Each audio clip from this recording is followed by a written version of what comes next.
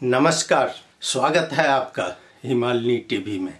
मैं हूं सच्चिदानंद। मित्रों, मैं आज चर्चा करने जा रहा हूं नेपाल में वैक्सीनेशन की ताज़ा स्थिति पर। आपको जैसा कि मालूम ही होगा, पिछले दिनों भारत सरकार द्वारा 10 लाख कोविशील्ड डोज मुफ्त में प्रदान किया गया था। उसके बाद नेपाल सरकार भी 10 लाख डोज सीरम से खरीद कर मंगाई और उसके पश्चात भारत सरकार फिर से 1 लाख डोज हमारी सेना को प्रदान किया था। अब यह देखते ही उसी समय से नेपाल स्थित चाइनीज राजदूत की चहल पहल बढ़ गई और उसके बाद चाइना से भी इसको गिफ्ट स्वरूप डोज प्रदान हुए वैक्सीनेशन के, और जिसके लिए नेपाल सरकार पर दबाव देकर नेपाली खर्च में चाइनीज वैक्सीन मंगाया गया। लेकिन वो वैक्सीन भी ख़त्म हो गया और हमारी सरकार की अदूरदर्शी नीति के कारण भारत द्वारा मंगाए गए 22 लाख डोज उसको भी ख़त्म कर दिया गया। अब नेपाल में 14 लाख लोग ऐसे हैं जो सिंगल डोज लेकर दूसरे डोज की प्रतीक्षा कर रहे हैं। इस बीच जब हमारी राष्ट्रपति सभी जगह पत्र लिख कर सभी से रिक्वेस्ट करने लगी, चाइनीज प्रेसिडेंट से बात हुई, उसके बाद चाइनीज प्रेसिडेंट ने नेपाल को फिर से 10 लाख डोज पठाया और वो वेरोसेल जो डोज है वो नेपाल में आ गया है और नेपाल में वितरण हो रहा है। मैं इसकी वितरण की प्रक्रिया पर आज बात कर रहा हूँ। आप देखिए, उसका जो नेपाल सरकार जो क्राइटेरिया फिक्स की है उसमें क्या है कि 60 से 64 वर्ष के लोगों को जो काठमांडू में है उनको दिया जाएगा और 62 से 64 वाले लोग जो है उसको इंडियन बॉर्डर से करीबी जो है, यानी कि पूरे तराई क्षेत्र में दिया गया है 62 से 64, और 18 वर्ष से ही ऊपर वालों को दिया गया है, जो कि चाइनीज बॉर्डर के साइड में जितने गांव हैं उस गांव में दिया जाएगा ये वेरोसेल चाइनीज खोप। यानी कि वहाँ जो आयु की लिमिटेशन है वो 18 वर्ष ही तोका गया है। आइए मैं चर्चा करता हूँ। विश्व का एक कॉमन सिद्धांत है कि हम वैक्सीनेशन की प्राथमिकता कहाँ कहाँ दें। स्वाभाविक है, जैसा कि दिया गया है पहले भी, कि वैक्सीनेशन सबसे पहले फ्रंटलाइनर को दिया जाता है, जिसमें स्वास्थ्य कर्मी आते हैं, पुलिस कर्मी आते हैं और सब सफाई कर्मी आते हैं। इन लोगों को वैक्सीन दिया जाता है। दूसरा में सीनियर सिटीजन, जो सीनियर सिटीजन है उनको स्वाभाविक है, चूँकि उनसे घर की सुरक्षा होती है, उनमें इम्यूनिटी कम होता है, जिसके लिए यह कहा गया है कि उन सीनियर सिटीजन को प्रदान किया जाए जो पूरा घर सुरक्षित रहे, उससे फैले नहीं। और तीसरा में जो असाध्य रोग हैं, किसी को ऐसा ही रोग से प्रभावित है, उन लोगों को दिया जाता है। और चौथा में हॉट स्पॉट्स आपका कहाँ कहाँ है वहाँ वहाँ दिया जाता है। जैसे कि आप देखे होंगे, पिछली बार जैसे ही ये कोरोना फैला तो मुंबई में धारावी, हर सब के मुंह से वही सुन रहे थे, लेकिन इस बार वो धारावी किसी के मुंह से नहीं आया है। वहाँ पर आया होगा, थोड़ा बहुत आया होगा, लेकिन उतना हाईलाइट नहीं है। इसका कारण क्या है कि उसको गवर्नमेंट ने हॉट स्पॉट बनाकर और वहाँ पर सभी को वैक्सीनेटेड कर दिया। वह विश्व का बहुत बड़ा बस्ती है, लेकिन वह कंट्रोल में आ गया। अब नेपाल में आइए जो इस चारों नियम के तहत ये कहाँ कहाँ फॉलो किया गया है। आखिर ये चाइनीज बॉर्डर पर क्यों 18 वर्ष के लोगों को ही रखा गया है। ये चाइना का किस तरह का दबाव है कि उसके द्वारा दिया गया वैक्सीन उसके सीमावर्ती एरिया और सीमावर्ती गांव में दिया जाए। इसके पीछे क्या कारण है? क्या वह रिस्क फैक्टर में आता है? सरकार के पास कोई ऐसा सर्वे है तो वो अभी तक बाहर नहीं आया है जो उस एरिया में कोरोना का ज़्यादा अफेक्टेड है। वो तो अभी तक कोई आया ही नहीं है। फिर भी ये चाइनीज बॉर्डर क्यों सेलेक्ट किया गया? जाहिर है कि इसके पीछे कुछ न कुछ रहस्य जरूर है। क्यों? चाइना तो दावा कर रहा है कि अब पूरा चाइना में उसको कंट्रोल है। जो कोरोना वहां से फैला उस पर वो काबू पा लिया है। अब वुहान में वो दिखाता है वीडियो में, टीवी में कि उसका रेस्टोरेंट खुला हुआ है, उसका रोड चल रहा है। तो जब वो हर जगह काबू पा लिया है तो नेपाल के सीमावर्ती क्षेत्रों पर उसकी इतनी निगरानी मेहरबानी क्यों है? क्यों यहाँ पर कहा गया है कि आप उसके बॉर्डर से लगे हुए, और वह भी टारगेट किया गया है 18 वर्ष के युवाओं को? इसके पीछे एक बहुत बड़ा रहस्य हो सकता है। हमारे पास कोई वैसा संसाधन है नहीं जो कि हम इस पर रिसर्च करें। यहाँ के एनजीओ को इस पर ध्यान नहीं है, गवर्नमेंट के सामने कोई डाटा नहीं है, और जो लोग इससे रिलेटेड हैं उनकी भी क्या है इस पर धारणा वो अब तक सामने नहीं आया है।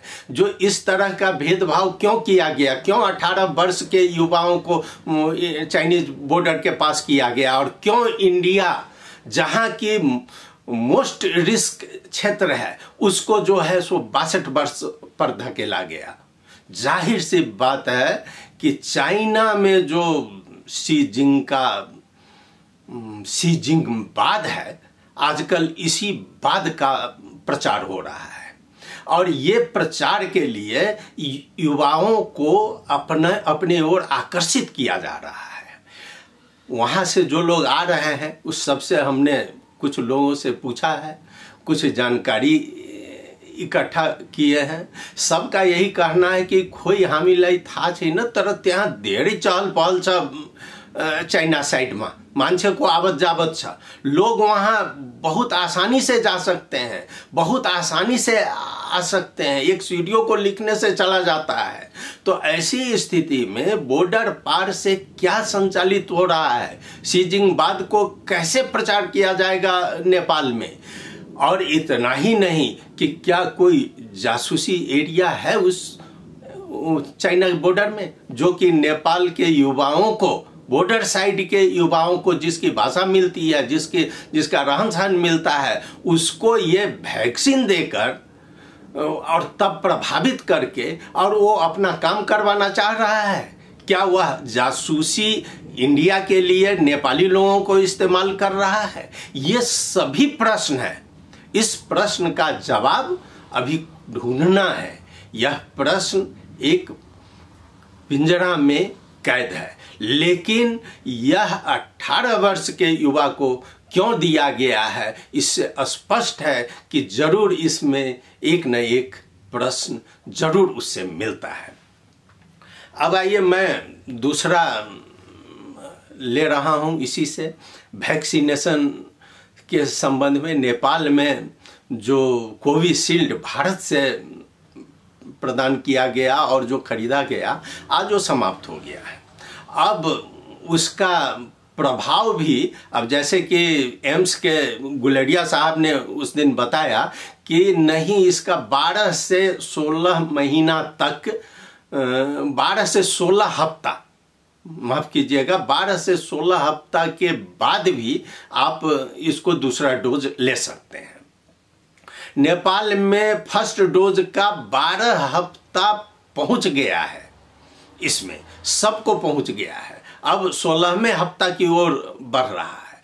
तो ऐसी स्थिति में हमें कोविशील्ड का नितांत आवश्यकता है, लेकिन भारत से उपलब्ध नहीं हो रहा है। तो आखिर क्या कारण है? क्या हम लोगों ने अपना जो काउंसलिंग होना चाहिए वो काउंसलिंग कमजोर हो गया है हमारा? क्या हम भारत सरकार को कन्विंस नहीं कर पा रहे हैं कि हमें क्यों जरूरी है? अब बताया जा रहा है कि भारत सरकार वहां पर वो अदालत ने आदेश दे दिया है कि एक्सपोर्ट बंद कर दीजिए। हाँ, अदालत ने दे दिया है, लेकिन इसका मतलब अदालत यह नहीं कहा है कि तुम नेपाल को बंद कर दो। नेपाल की स्थिति क्या है, उस अदालत में दूसरा कोई रीट करने वाला नहीं है। आपके पास सभी प्रमाण है, हर चीज है। हमारा नेपाल का लगभग हम ही दावा करते हैं कि 50 लाख नेपाली भारत में काम कर रहा है। आज वहां पर जरा सा कोरोना बढ़ता है कि सभी नेपाल आने लगते हैं। आज कम हुआ है तो आप बॉर्डर से हमारी मीडिया को देखिए, मीडिया में ही पता चल जाएगा, हजारों लोग भारत जाने लगे हैं। तो कुछ कोरोना लेकर भी आए हैं और कुछ कोरोना लेकर भी जाएंगे, और ये दोनों देश को प्रभावित करेगा। ऐसे में हमको नहीं लगता है कि भारत सरकार को अगर कन्विंस किया जाए तो भारत सरकार नहीं समझेगी और भारत की अदालत नहीं समझेगी, ऐसा हमको नहीं लगता है। लेकिन यह हमारी कमजोरी है कि इसके लिए जो काउंसलिंग होना चाहिए भारत में वह नहीं हो पाया है। मैं आपको बता दूं, एक उदाहरण दे दूं कि इस काउंसलिंग पर थोड़ा सा रिसर्च पेपर अगर हम लोग तैयार करते तो बहुत अच्छा उदाहरण था। पिछली बार जब 2002 या 2003 में यह एक ठो सम्मेलन हुआ था दिल्ली में, और उस सम्मेलन में हुआ क्या था कि क्रॉस बॉर्डर डिजीज ट्रांसमिशन पर एक पेपर प्रेजेंट किया गया था। तो और यह नेपाल हेल्थ रिसर्च काउंसिल जो है उसी की मदद से और इंडिया का ICMR ऑर्गेनाइज किया था। आपको बता दें कि उसी समय सार्क स्तरीय एक कमिटी फॉर्म हुई थी जो कि नेपाल में ही, और उसके अध्यक्ष नेपाल में ही थे। उस कमेटी का नाम क्या दिया गया था? South Asian forum for health research. ये सार्क कंट्री मिलकर बनाया था। और जब दिल्ली में यह सेमिनार हुई 2003 में, वाजपेयी साहब वहाँ पर प्रधानमंत्री थे और नेपाल में विश्वबंधु थापा थे विदेश मंत्री, उन्हीं के टाइम में। और उन्हीं के टाइम में पेपर पढ़ा था डॉक्टर पहाड़ी ने। डॉक्टर पहाड़ी उस समय के जाने माने फिजिशियन थे, और उनके साथ डॉक्टर VL गुरुवाचार्य वो भी गए हुए थे, और अभी भी हैं डॉक्टर SK भट्टाचार्य, और उस समय के मेंबर सेक्रेटरी, ये सभी टोली वहां पर रिप्रेजेंटेट किया था। और दिल्ली में जब यह सेमिनार हुई और यह पेपर पढ़ा गया क्रॉस बॉर्डर डिजीज ट्रांसमिशन का, उसमें स्पष्ट कहा गया था कि बॉर्डर साइड को लिया गया कि भाई हर जगह का आप डिजीज कंट्रोल कर लेंगे, लेकिन क्रॉस बॉर्डर जो बॉर्डर है हमारा, जैसे वीरगंज है तो और उधर रक्सौल है या मोतिहारी है, उसको हम कैसे कंट्रोल करेंगे? उस डिजीज को, डिजीज तो ठीक है आप व्यक्ति को आप रोक दीजिएगा, लेकिन बहुत मलेरिया का ऐसा है जो कि हवा के थ्रू नेपाल से भारत चला जाएगा या भारत से नेपाल में आ जाता है। तो उसके लिए हमारा मेडिकल सिस्टम उस समय पर्याप्त नहीं था। तो इसी पर एक निर्णय हुआ था, और दोनों इंडियन ICMR और नेपाल के जो गए थे वो दोनों मिलकर एक माइनोटिंग किए थे कि हम लोग एक मैकेनिज्म बनावे और उस मैकेनिज्म के through cross border disease transmission mechanism होना चाहिए जो कि इस डिजीज को रोके। लेकिन हम क्या करते हैं कि बॉर्डर इस डिजीज को रोकने के अलावा हम बजाय ये हम कर क्या देते हैं कि बॉर्डर पर हम उधर से SSP लगा देते हैं और इधर से सशस्त्र भेज देते हैं। ये दोनों सशस्त्र और ये डिजीज नहीं रोकता है, जब भी कोरोना आता है तो नेपाल के एक तबका नीचे से ऊपर तक केवल इनके मुंह से इतना ही निकलता है कि बॉर्डर सील करो, बॉर्डर सील करो। इससे बड़ी मूर्खता क्या है?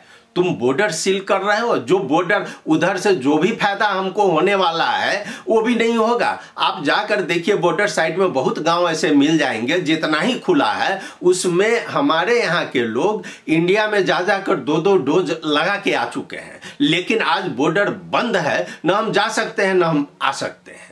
लेकिन यहाँ पर एक ही मानसिकता है कि बॉर्डर सील करो, और उस सील के लिए सशस्त्र लगा दिया जाता है। सशस्त्र को ऐसा ट्रेनिंग दिया जाता है कि अगर हम कोई चोरी छिपे हम जाकर एक तो मेडिसिन भी ले आए तो वो बिना बंदूक से इधर बात ही नहीं करता है और सीधे गोली चलाता है। ये ऐसी भयावह स्थिति है। तो मेरे कहने का मतलब यह है कि जब यह एक डिसीजन हो चुका है वहां पर, और उसका माइन्यूट वहां अगर खोजवाइएगा तो मिल सकता है, उस माइन्यूट को उठाकर अगर नेपाल की कोई संस्था वहां पर अगर अदालत में न्यायाधीश के समक्ष रीड करे कि भाई ये जेन्युइन चीज है कि आज अगर 50 लाख से ऊपर नेपाली भारत में काम कर रहा है तो उसकी भी सुरक्षा भारत सरकार का कर्तव्य बनता है। नेपाल के साथ तो ऐसा बिहेव नहीं है। हमारे प्रधानमंत्री उसी दिन कहे कि हमारा संबंध ऐसा है कि हमारा तो 10 गज्जा भी नहीं मिलता है। तो जब 10 गज्जा नहीं मिलता है तो हम लोग इतना अलग क्यों हैं?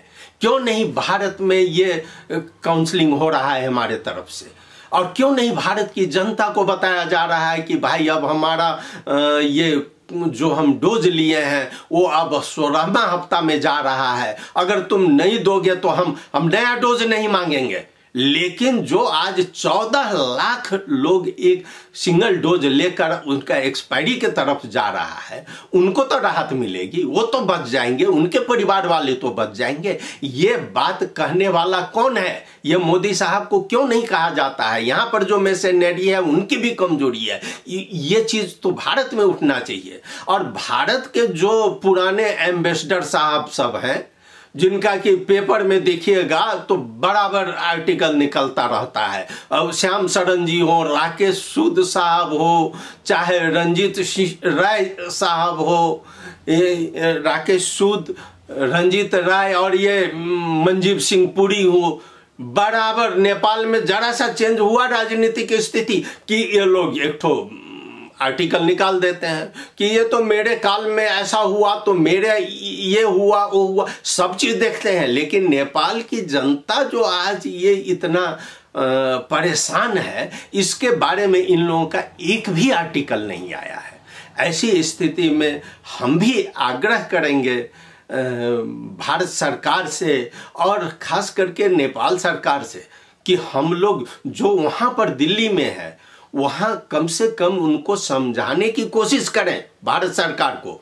अगर भारत सरकार को सही तरीका से रखा जाए और भारत की जनता को कि भाई नेपाल की स्थिति ये है, तुम्हारा छोटा देश है, तुम्हारा भाई बहन सब मौजूद है और उसमें कम से कम ये 14 लाख डोज अभी नेपाल को देना जरूरी है।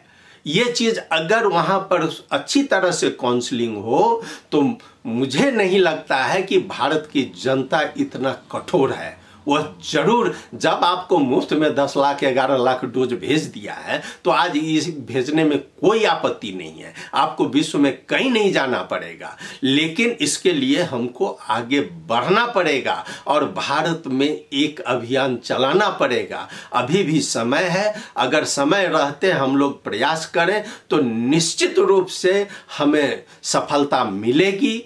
और उसके बाद जो दूसरा फैक्टर जो हमारे यहाँ एक प्रकार से भेजा जा रहा है, एक प्रकार से जासूसी के रूप में भी अब वैक्सीन का प्रयोग किया जा रहा है, वो जो है वह भी कम होगा। और सरकार भी जो यह देख रही है, जो एक और कहीं 18 वर्ष वाला को युवा को दिया जा रहा है और वो तराई, जो कि सबसे ज्यादा इफेक्टिव क्षेत्र तराई है, इंडियन बॉर्डर सब, एक दिन में 5000 नेपाली आया है और गया है। और ऐसा जगह पर हम अपनी निगरानी नहीं रखते हैं। मित्रों, आज के लिए इतना ही। धन्यवाद।